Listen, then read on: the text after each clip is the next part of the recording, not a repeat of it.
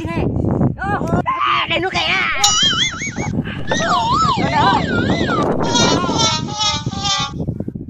Nó tự à.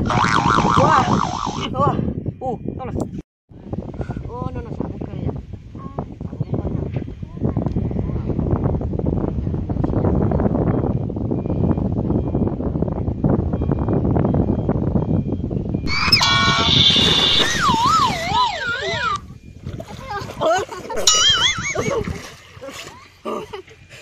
Ôi chào.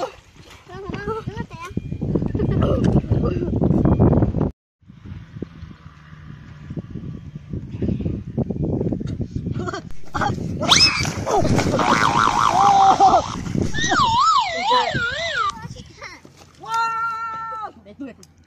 Ai nó sống. Bố cha. Để cái con té tao rồi.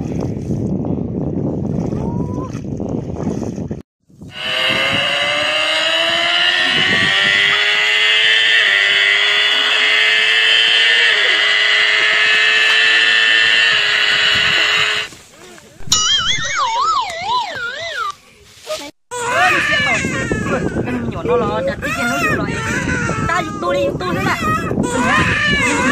tôi là giờ tôi tao nó là bao nhiêu tôi để xí mà nó có loại trong đi mà chẳng đâu nó đấy mà chẳng đâu nó này tôi chụp quay mà đã cái gì mà có trong con trẻ của nhiều nó cái chân sạch cái gì nè cái con gì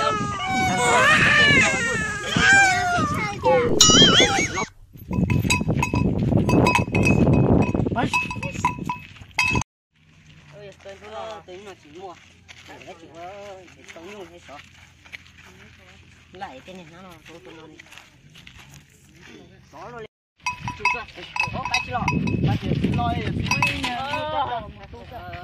đúng rồi cái chứ phải như cái gì á cái lụa lấy cái như nào thế nó ô này ô chứ sao ô xí ô cháu đâu lên đây cái này như ba sẽ đi mua cái chỉ mua là cái này apa rồi mua đã chỉ họ mua thế nè mua liền mua ngắt thôi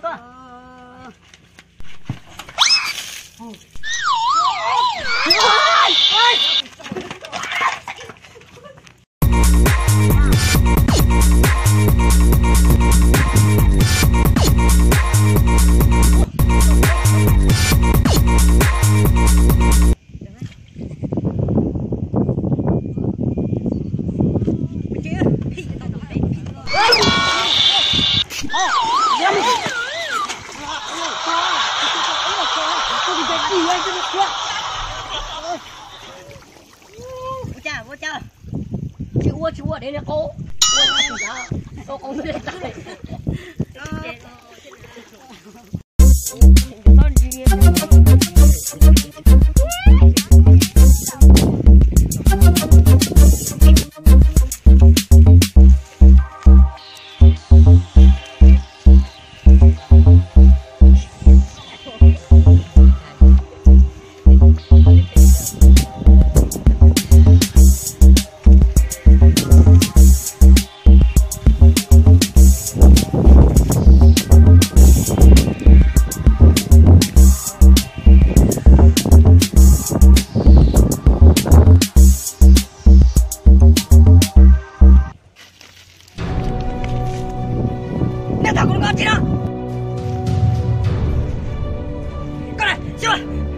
mà xua chẳng bao tao luôn đấy đâu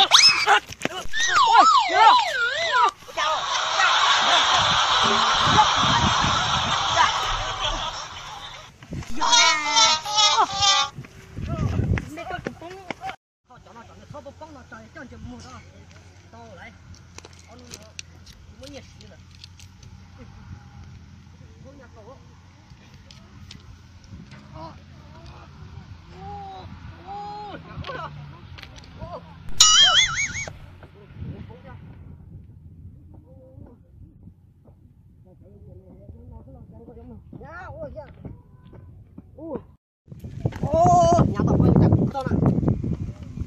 Xe tao nó đi to.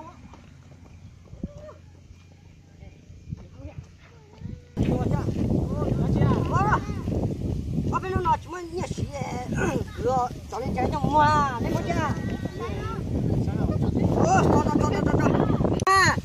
Thì tù sao? Ít tù sao nó? Giờ trong một tống nhà ho thì cứ tù sao? Một ta là lên một cha. Bác sĩ lão sư. Hiện nay mà mua. Cứ mặc giờ mua thế. Cứ mà mua.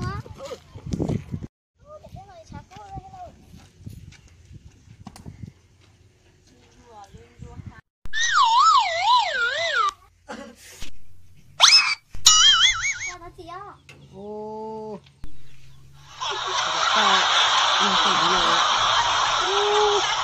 Bỏ chỉ cần món à. Bắt chéo. Là nhau rồi, con nhỏ này. Cái này là một con trên mà không cần sắp rồi đi đi.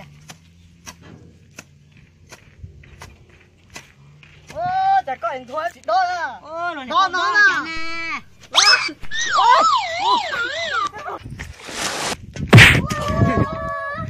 Chết rồi, cái tao của chị. Tôi này sao? Cho ra cái dụng to nè. Chứ không cần lấy ra.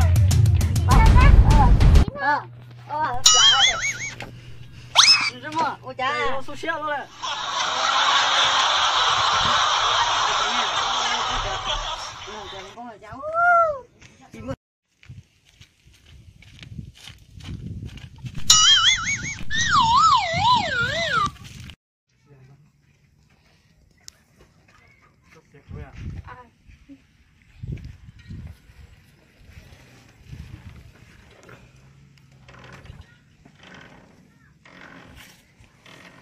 Cái đây à?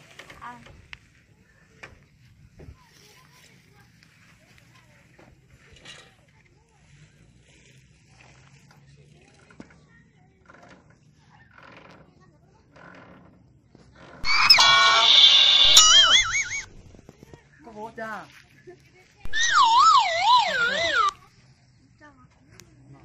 Phải bà cha.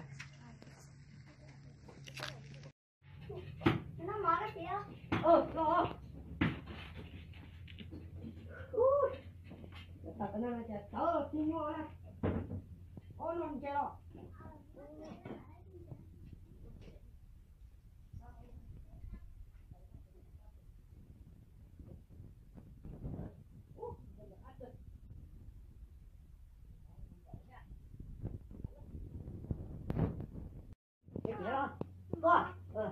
Nó được không? Nó mất tay nó không? Nó mất rồi.